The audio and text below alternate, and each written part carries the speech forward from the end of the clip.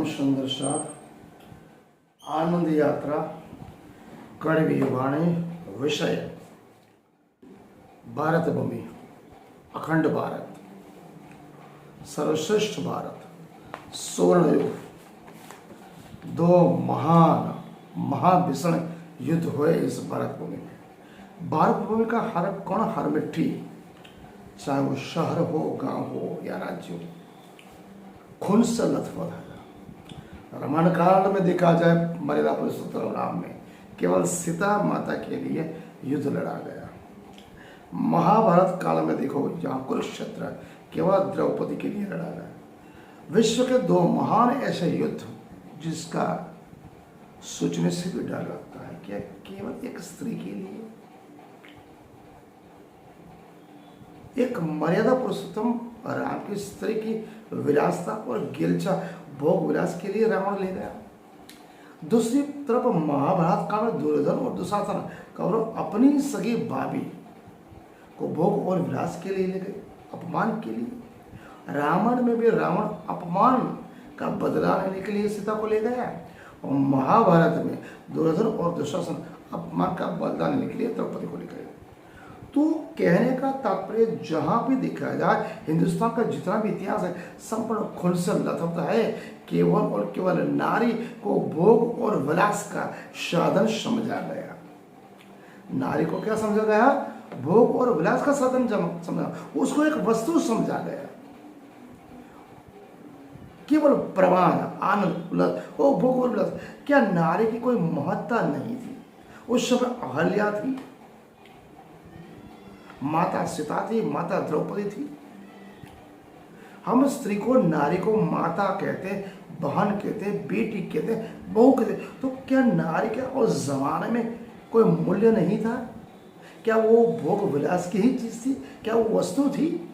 अगर सम्मान के लिए इतने बड़े युद्ध लड़े गए तो उसका कारण केवल नारी, भोग विलास की वस्तु समान। इसलिए हिंदू धर्म और समाज में ये बहुत बड़ा कालिकपन है। इसमें हमारी परंपराएं, सिद्धांत और आदेश, नारी को केवल तुच्छ समझना, शूद्र समझना, वस्तु समझना, भोग विलास की वस्तु समझना हजारों साल से चाहे वो सतयुग हो, द्वापर, त्रेता और कलयुग में आज भी वही चीज है।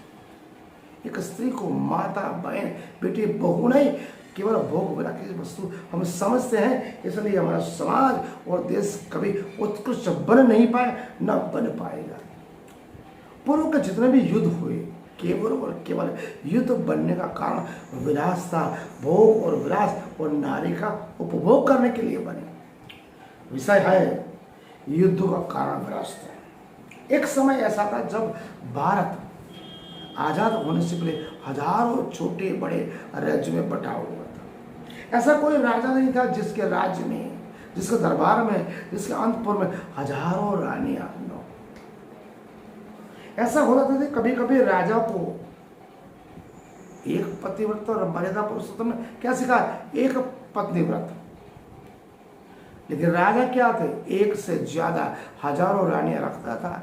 कभी कभी ऐसा समय आता था एक रानी को राजा से मिलने के लिए वर्षों तक राह देखनी पड़ती थी, तब उसका नंबर आता था। एक राजा दूसरे राजा की पुत्री अगर समझ में आता है वो सुंदर है, अति सुंदर है, घर में लालक है, लाने लाके तुरंत वो राजा की पुत्री को, वो स्त्री को पाने के लिए तुरंत फौज लेकर चढ़ाई करता, आक्रमण करता, राजा को मारता और पुत्री को लेके आ जाता।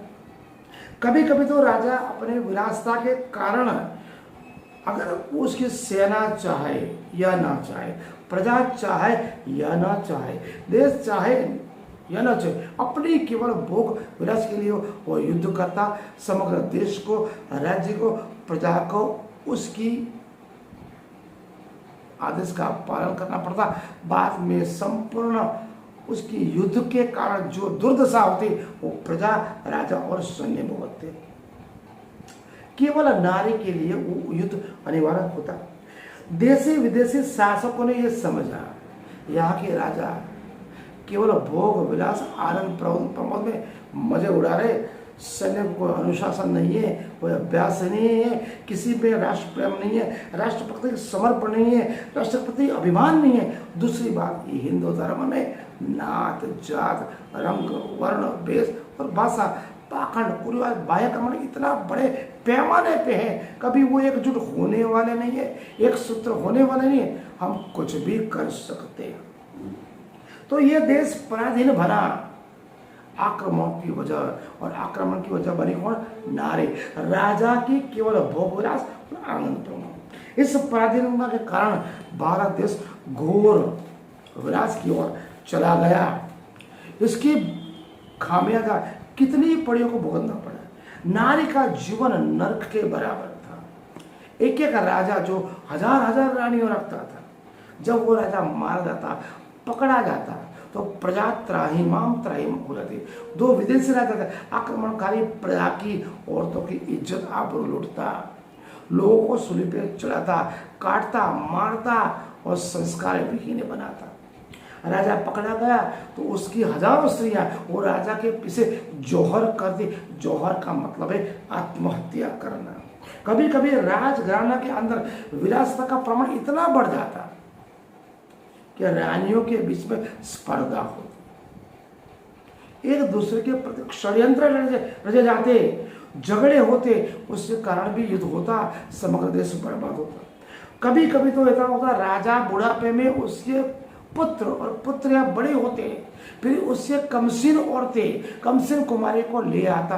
राजा मरने के बाद वो रानियां, राजकुमारी उनके पुत्र से प्रेम में आसक्ति हो जाती। अगर वो आसक्ति ग्रस्त नहीं होते, वो पिता की पत्नी तो माता ही मानता ना, ऐसे हिंदू परंपरा थी और सही बात है, ऐसा ही होना चाहिए। लेकिन रानियां इतनी आसक्त प्रेम में हो जाती, वो राजकुमारों को मरवा देती अपने विलासता के लिए। ये वो राजा की पत्नी थी। इसलिए हमारे हिंदुस्तान का जो इतिहास है बहुत ही खून से लथपथ है, भोग और विलास से लथपथ है, आनंद प्रमुख लिए। इसमें कितने ही राजा बर्बाद हुए, देश बर्बाद हुए, कितने ही पीढ़ियां बर्बाद हो गई। उसी कुछ उदाहरण आपको देता हूं। सर्वश्रेष्ठ कृणाल और पूर्णलमल और राजस्थान के राजवीर गरवाड़े, जो इतिहास के पन्ने काले पन्ने, इन पन्नों पर इनके सौतली माओ का प्रेम और आसक्त ये दो भाइयों पे आ गया। दोनों पुत्रों को ऐसे आसक्त, दोनों पुत्रों जब मना किया, आप हमारी माता हो, माता देवी के समान होती है, तो दोनों माताओं ने, सौतली माताओं ने पुत्र को मरवा डाला और राज्य छिन्न हो गया। बुदेलखंड महाराजा छत्रसाल चक्रवर्ती सम्राट थे, इनके बुदेलखंड की भी राजघराने का इतिहास थोड़ा काले पन्ने में। बुदेलखंड को हरदोल,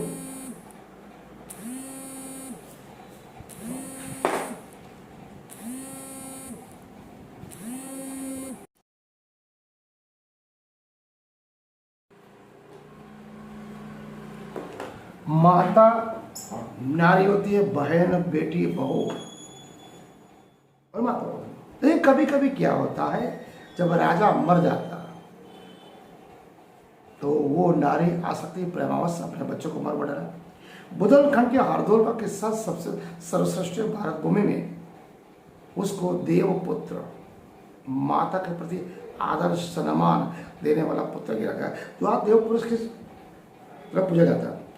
बुदेलखंड के हरदोल का किस्सा बहुत प्रसिद्ध, जो अपने बूढ़े भाई की पत्नी, जो यंग थी, जवान थी, उसको भाभी मानता था। भाभी मां समान की होती है, लेकिन वो जो भाभी अपने ही देवर पति के छोटे भाई के ऊपर आसक्ति हो गई, प्रेमासक्ति हो गई, तो उसने हरदोल को जहर देकर मरवा डाला और राज्य बर्बाद होगा।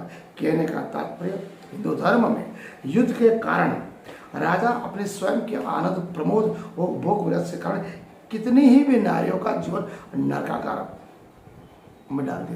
इसलिए समझने वाली बात है, नारी माता है, देवी है, बहन है, बेटी है, बहू है, उसका दर्जा सर्वश्रेष्ठ है, ईश्वर से भी जरा। क्योंकि अगर ईश्वर 24 अवतार विष्णु के हुए, राम के हुए, कृष्ण के हुए, माता के गर्भ से ही ईश्वर जन्म लेता है, चाहे वो शुभ हो या शुभ हो। इसलिए माता सर्वश्रेष्ठ है। हमें नारी का सम्मान है। जहाँ पर नारी का सम्मान नहीं होता, वो घर हो, शहर हो, राज्य हो, वो देश हो, बर्बाद होता है। सर्वथा सत्य निर्भवादित है। आज का अध्याय हम यहाँ पूर्ण करते हैं। प्रणाम।